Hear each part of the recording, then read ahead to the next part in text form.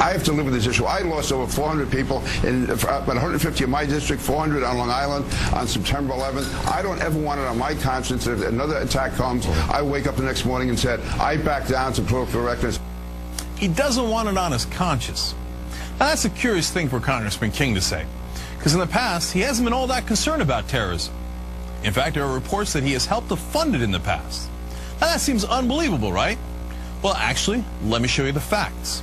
Congressman King was a well-known supporter of the Irish Republican Army, which is estimated to have killed 600 civilians during its campaign to drive the British out of Northern Ireland. A recent Washington Post article detailed Congressman King's long, close relationship with the IRA in the 1980s and 90s. King called the IRA, quote, a legitimate force.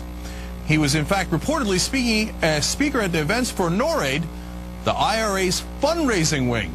Imagine if people were doing fundraising for other terrorist groups these days. And an Irish judge once threw King out of a courtroom, saying he was, quote, as you just saw there, an obvious collaborator with the IRA.